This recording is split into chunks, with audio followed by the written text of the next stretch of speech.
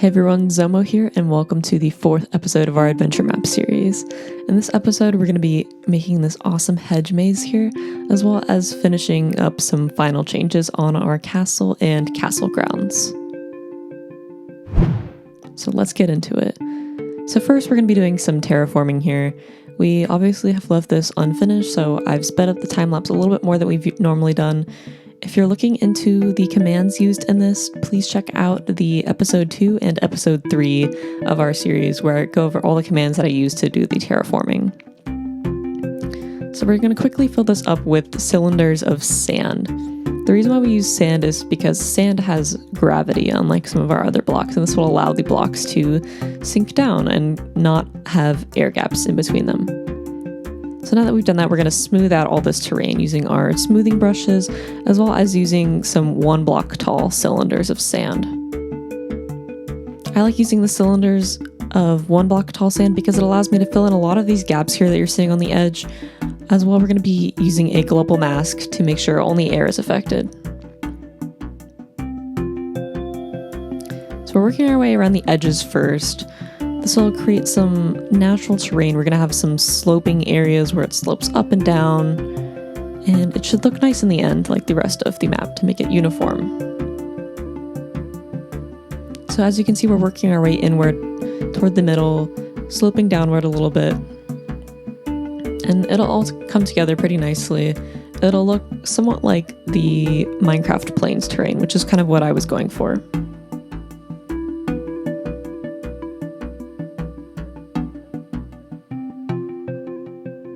You might notice that there are some gaps in the sand here, but those are actually just block glitches, so you'll see that in the next change.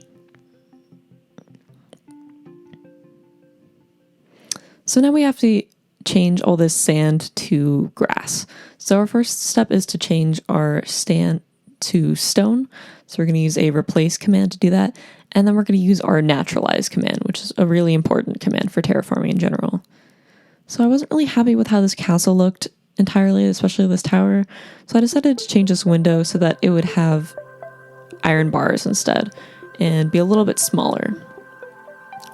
And then as well, you might notice that instead of using spruce wood for our wood bases of the roofs, we've changed it to dark oak planks. And I think that looks a little nicer. There's a little more contrast with the environment. And let me know if you guys like this change or not. So those were some quick changes. Now we're going to go ahead and finish our terraforming. So we're going to finish up this grass path using a brush again. And we're going to be using a mask to make sure this brush only affects grass blocks. And then as well, we're going to be adding a stone, gravel, and cobblestone path around this. I love the way this looks around the grass path. It adds a little bit more contrast to the build. And as well, it kind of makes it seem like it's a worn out road that's really worn out in the middle, because that's where all the carts will usually travel, and that's where all the pedestrian foot traffic will travel as well.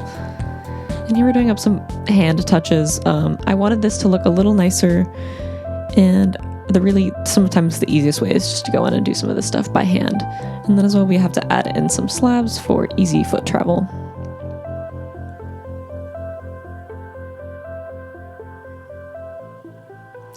Now we have to add in the rest of our trees.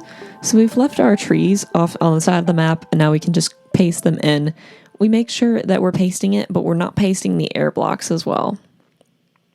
If you want to see some more tutorials about how to make some trees and paste them in, check out my last episode where we build up these trees and you learn how to paste them in and rotate them in your world. So we have trees of all different sizes coming into here. I like the way this looks. It adds a little bit of variety. I'm almost tempted to make this forest a little denser, but I don't want the game to get too laggy for most users, so I might just leave it at here.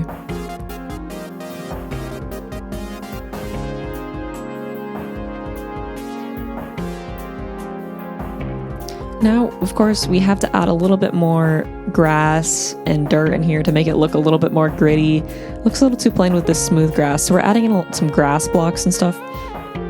So we're going to add in some stone and stuff. You'll see it all come in.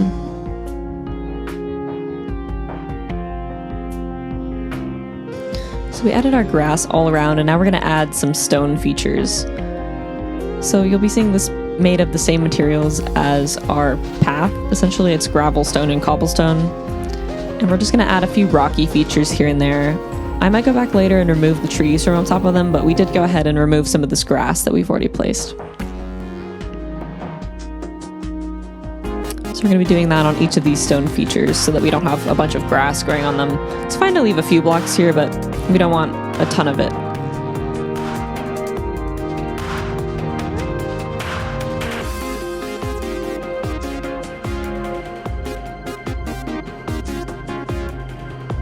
Alright, so now that we've finished up these stone features, we're going to go ahead and add in some dirt. So we're going to add some coarse dirt, podzol, and mix it all around. We're actually including some grass blocks in the mix, so it's not a totally solid thing when you're going around. It'll be pretty much blended with the grass texture pretty nicely because of how we've arranged it. And I love this pop of color it just gives the map. I think it makes it feel so much more alive, makes it feel like one of those forest biomes. I forget what it's called. It's one of the newer biomes in the game, but it looks pretty nice, I think. And we're gonna go ahead and add it a little bit behind the castle and around all these different areas to make it a bit more cohesive.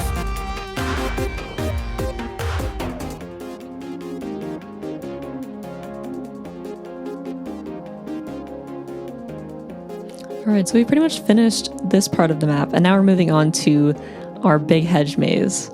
So as you can see, we've already done a bit of the terraforming off camera because the first half of this episode was already a bunch of terraforming, so I just wanted to get right into the build.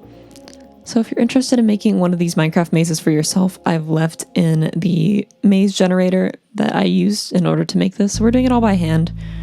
In previous updates of Minecraft, you can go ahead and use command blocks in order to generate these things, but I couldn't really find a good tutorial for how to do that in Minecraft 1.14, and I figured it'd be more interesting to go build it by hand so you guys could really go see the process.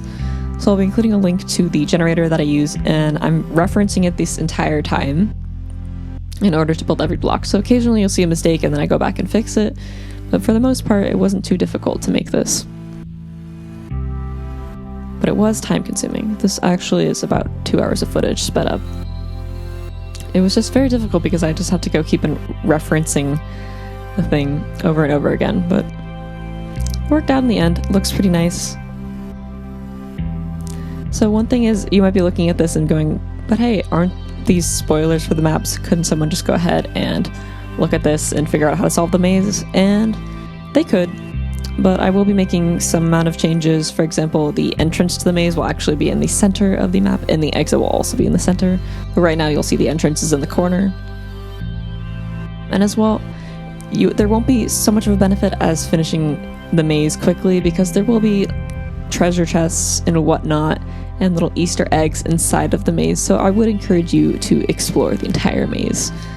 And I did the whole maze myself later, and it actually only took me 2 minutes, and I had not solved it before because I deliberately wanted to just try it out. And I think I got a little lucky, but overall this should take about 2 to 4 minutes to solve.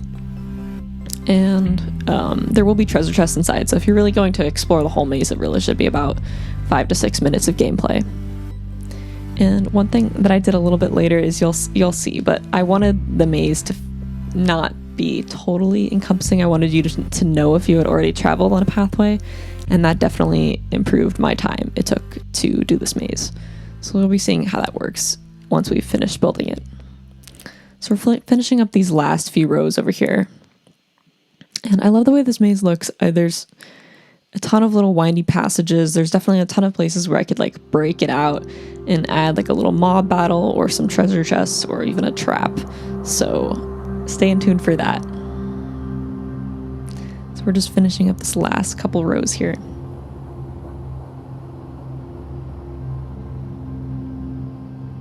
And done. So now we have to build this about 10 blocks tall so that people can't see over it. So we're just copying, pasting it repeatedly over and over again until we get it to a height that we like. Done. All right, so I'm explaining a little bit how the maze works, but I decided that I wanted the maze to light up if you had already traveled the path, and what better to use than our redstone ore. So I think for the research pack that I'll be making for this map, I'll be retexturing this block so it looks a little nicer, but I just love the idea of the maze lighting up behind you on the path that you've already traveled on. I think it makes the map a little bit easier, but also in terms of you wanting to explore this whole map and find everything, I think it's just a little bit more pleasant as a gameplay mechanic. So let me know your guys' thoughts about this, and I'll be seeing you guys in the next episode. Bye.